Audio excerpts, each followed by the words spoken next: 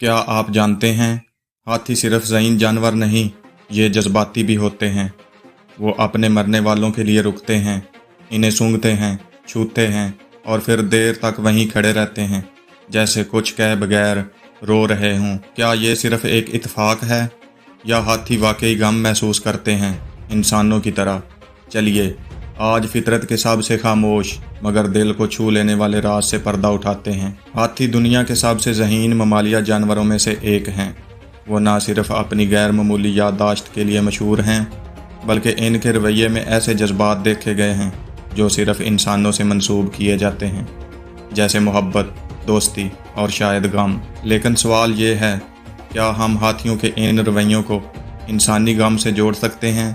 आइए इस राज को फितरत के सबसे खामोश और गहरे लम्हात से दरियाफ्त करते हैं। दुनिया के मुख्तलिफ हिस्सों से बारहा ऐसी रिपोर्टें सामने आई हैं जिनमें हाथियों को मुर्दा हाथियों के साथ गैर मामूली रवैये का मुजाहरा करते हुए देखा गया। कभी वो लाश को सहलाते हैं, कभी इस पर पत्ते या मिट्टी डालते हैं और कभी लाश के इर्द गिर्द घंटों खामोशी से खड़े रहते हैं। कुछ मुहक्किकीन कहते हैं कि ये सिर्फ तजस्सुस हो सकता है, लेकिन बहुत से माहिरीन का मानना है कि ये जज्बात की गहराई का इशारा है। अफ्रीकी कबाइल सदियों से मानते हैं कि हाथी अपनी मौत को महसूस कर लेते हैं और एक ख़ास जगह जाकर मरने का इंतज़ार करते हैं, जहां सिर्फ हाथियों की हड्डियां पाई जाती हैं।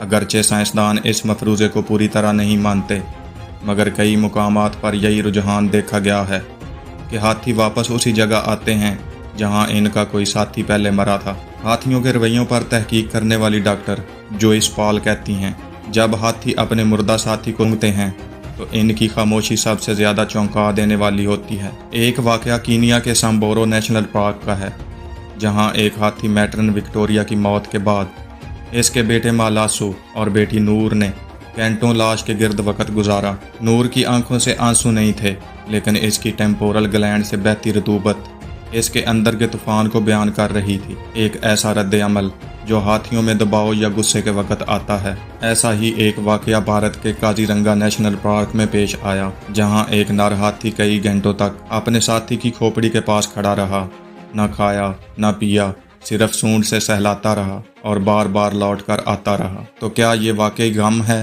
हाथियों के रवैये पर तहकीक करने वाली माहिर बारबरा किंग कहती हैं कि अगर कोई जानवर किसी साथी की मौत के बाद अपनी आदत बदल दे, जैसे खाना छोड़ देना या बेचैनी दिखाना, तो ये गम की अलामत हो सकती है। हाथी ना सिर्फ जज्बाती मखलूक हैं, बल्कि इनके समाजी तल्लुकात भी गहरे होते हैं। हर ग्रुप की क़यादत एक तजर्बाकार मादा करती है, जिसे मातरियार्क कहते हैं, और इसके तजर्बे पर सारा ख़ानदान इन्हिसार करता है।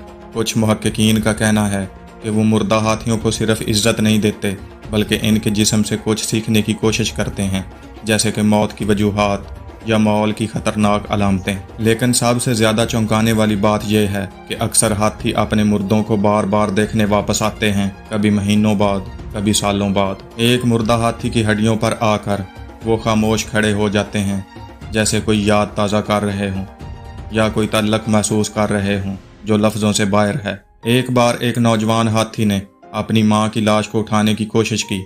इसके लंबे दांतों पर उस वक़्त ज़ख्म के निशान तक पड़े हुए थे। ये वो लम्हात हैं जो सिर्फ एक माँ और बेटे के दरमियान ही हो सकते हैं, चाहे वो इंसान हों या हाथी। तो क्या हाथी इंसानों की तरह गम मनाते हैं?